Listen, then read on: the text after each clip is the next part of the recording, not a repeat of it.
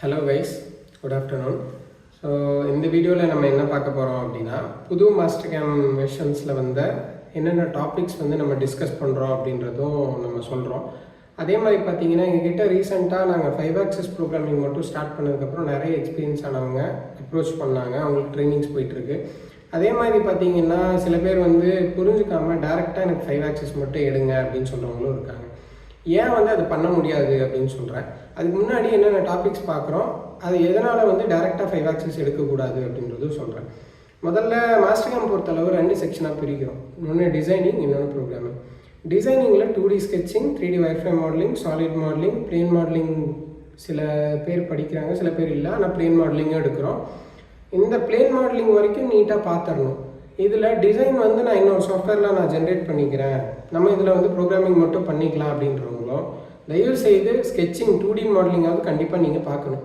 எதனால் அப்படின்னா 2D tool பார்த்துலையும் சரி 3Dலையும் உங்களுக்கு ஏற்ற மாதிரி ஒரு டூல் பார்த்தை கஸ்டமைஸ்டாக கொண்டு வர்றதுக்கு உங்களுக்கு அந்த ஸ்கெட்சிங் வந்து ரொம்பவே யூஸ்ஃபுல்லாக இருக்கும். டபுள் கோர்ஸ் எடுத்து பண்ணீங்க அப்படின்னா உங்களுக்கு வந்து நாளைக்கு ஒரு ஆல்ட்ரேஷன்ஸ்க்கும் உங்களுக்கு அதுலேருந்து ஸ்கெட்சிங் தேவைப்படும். அதனால் கண்டிப்பாக டிசைனிங் வந்து இதில் ஃபுல்லாமே பண்ணுங்கள். அதுக்கப்புறம் கேம் வாங்க.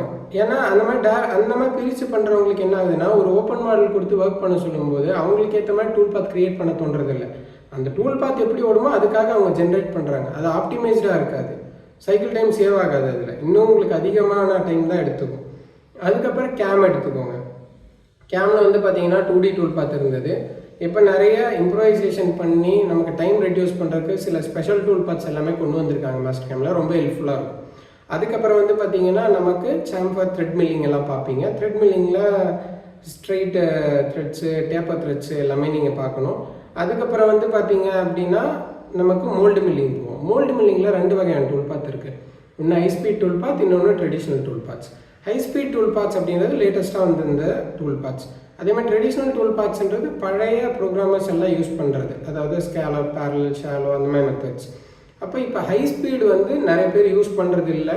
ஸோ அதை யூஸ் பண்ணி பழகுங்க. ஏன்னா அதில் தான் நிறைய கண்ட்ரோலபிள் ஆப்ஷன்ஸ் இருக்கும். உங்களுக்கு வெளியில் lead in lead out add பண்ணலாம், மல்டிபிள் டெப்ஸ் ஓட்டலாம், கண்ட்ரோலபிள் ஆப்ஷன்ஸ் அவ்வளோ இருக்குது. ஸ்டாக் மாடல் கேல்குலேஷன் நடக்கும்.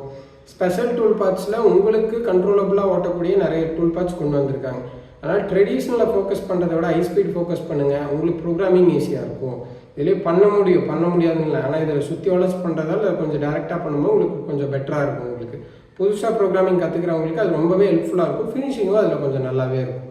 அதுக்கப்புறம் அதில் ஸ்பெஷல் டூல் பாத்ஸ் பார்ப்போம். அப்புறம் 3D மோல்ட் அண்ட் டைல் எப்படி ரீவொர்க் பண்ணணும் ஒரு பர்டிகுலர் ஏரியாவை. அதுக்கப்புறம் சர்ஃபேஸ் கவரிங் ஆப்ஷன்ஸ்.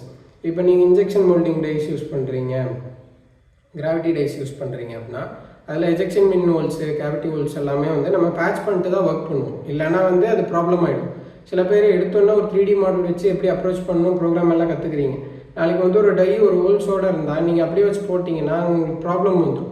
நீங்கள் ப்ராப்பராக கவர் பண்ணலைன்னா மெட்டீரியல் உள்ள ஃப்ளாஷ் ஆகும். ஸோ அதனால் இது எல்லாமே நீங்கள் அந்த கவரிங் மூலியமாக தான் நீங்கள் என்ன பண்ண முடியும், கண்ட்ரோல் பண்ணிக்க முடியும். ஸோ கவரிங் பார்க்கணும். அதுக்கப்புறம் 4 axis VMC HMCயில் single work offset, multi work offset, சைமல்டேனியஸில் 2D சைமல்டேனியஸ் வரைக்கும் பார்ப்போம். இது ஸ்டாண்டர்ட் சிலபஸ். இது வரைக்கும் ஃபஸ்ட் நல்லா கற்றுக்கோங்க. அதுக்கப்புறம் 5 axis வாங்க. ஏன் அப்படின்னா 5 axisனால் மல்டி ஆக்சிஸ்னு ஒரு ஸ்ட்ராட்டஜிஸ் இருக்கும், அதுதான் நம்ம கவர் பண்ணுவோம்.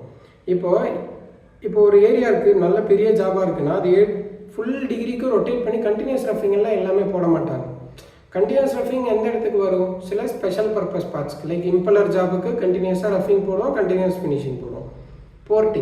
போர்ட் டைப் ஜாபுக்கும் பார்த்தீங்கன்னா தனி ரஃபிங் வரும், தனி ஃபினிஷிங் வரும்.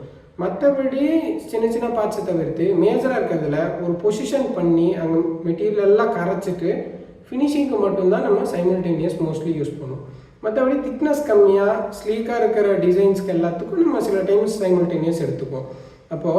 இப்போ ஒரு வெயிட்டான ஜாபை தூக்கி ஃபுல்லாக சுற்றி 5 axisலேயே ரஃப் பண்ண முடியாது. அப்போ ஒரு பிளேன் க்ரியேட் பண்ணணும், எவ்வளோ இந்த டிகிரியில் 3Dயில் எடுக்க முடியுமோ எடுக்கணும், 2D அந்த 2Dயில் எடுக்கணும். சில ஜாப் பொசிஷன் ப்ரொஜெக்ஷன்ஸ் வந்து ஒரு டிகிரிக்காகவே இருக்கும். அப்போ அங்கேயே பிளேன் க்ரியேட் பண்ணி ரஃபிங் போட்டு ஃபினிஷிங் போட்டு அடுத்த டிகிரி போகலாம். ஸோ உங்களுக்கு வந்து இந்த பிளேன் க்ரியேஷன் தெரியாமல், 2D தெரியாமல், மோல்டு மில்லிங் தெரியாமல் டேரெக்டாக போய் 5 axisல உட்காந்துட்டு உங்களால் பயன்படுத்த முடியாது. அதே மாதிரி நம்ம கண்டினியூஸாக படிக்காதீங்க. ஃபஸ்ட்டு 4 axis வரைக்கும் படிங்க, ஒரு பிரேக் எடுங்க, கொஞ்சம் எக்ஸ்பீரியன்ஸ் ஆகுங்க, நல்லா வேலை செய்யுங்க. நிறைய நாலேஜ் ஹெச்எம்சி வரைக்கும் வந்துட்டு அந்த நாலேஜ் எல்லாம் அப்ளை பண்ணி அதெல்லாம் சால்வ் பண்ணிட்டு அப்புறம் ஃபைல் ஆக்சஸ் பண்ணுங்கள். நாங்களே கண்டினியூஸ் அட்மிஷன்ஸ் எடுக்க மாட்டோம். அவங்களுக்கு இப்போ டூலிங் நாலேஜ், மேனுவல் ப்ரோக்ராமிங் நாலேஜ் இல்லை அப்படின்னா நாங்கள் வந்து கேம் அட்மிஷன் எடுக்க மாட்டோம். இன்னும் கொஞ்சம் வேலை செஞ்சுட்டு வாங்கன்னு அனுப்பிடுவோம். அதே மாதிரி அவங்க 4 ஆக்சஸ் வரைக்கும் எக்ஸ்பீரியன்ஸ் நல்லா இருந்தால் தான் 5 ஆக்சஸ் இருக்கும். அதே மாதிரி தான் டேர்னிங் நல்லா தெரிஞ்சால் தான் டேர்ன் மில் எடுக்கும். சும்மா ஒரு அட்மிஷனுக்காக இல்லை அமௌண்ட்டுக்காக அப்படின்ற மாதிரி எடுக்க மாட்டோம். அந்த மாதிரி படிச்சிங்கன்னா உங்களாலையும் பயன்படுத்த முடியாது. உங்களுக்கு ஹெச்எம்சிலேயே மல்டி ஒர்க் ஆஃப் செட் வச்சு ஹேண்டில் பண்ண தெரில, சிங்கிள் கரெக்டாக பண்ண தெரில, எனக்கு எந்த இடத்துல சைமல்டேனியஸ் போட்டால் இந்த இடத்துக்கு வரமாட்டேங்குது, டேப்பராக வருது, இந்த எரர்ஸ் எல்லாம் உங்களுக்கு புரிஞ்சுக்க முடியாமல் நீங்கள் 5 ஆக்சஸ் டூல் பார்த்து படித்தாலும் அதை பயன்படுத்துகிற மாதிரி இருக்காது. அதனால் படிக்கும்போது நல்லா டீப்பாக படிச்சுக்கோங்க. ஸோ இந்த பர்பஸ்னால தான் நம்ம எடுத்தோன்னே 5 ஆக்சஸ் டூல் பார்ட்ஸ் மட்டும் தனியாக யாருக்கும் எடுக்கிறது இல்லை. சரிங்களா? ஃபஸ்ட்டு பேஸை நல்லா ஸ்ட்ராங் பண்ணுங்கள். ஸோ அதுக்கப்புறம் நீங்கள் இந்த 5 ஆக்சஸ் படித்தாலும் எந்த ஹையர் மாடியூல் படித்தாலும் உங்களுக்கு ரொம்ப யூஸ்ஃபுல்லாக இருக்கும்.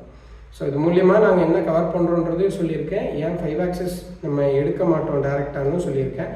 ஸோ மேற்கொண்டு உங்களுக்கு எதாவது டீட்டெயில்ஸ் தேவைப்பட்டால் என்னை காண்டாக்ட் பண்ணுங்கள். ஸோ இன்னொரு யூஸ்ஃபுல்லான ஒரு டாப்பிக்கோட இன்னொரு வீடியோவில் நம்ம சந்திக்கலாம். Thank you so much.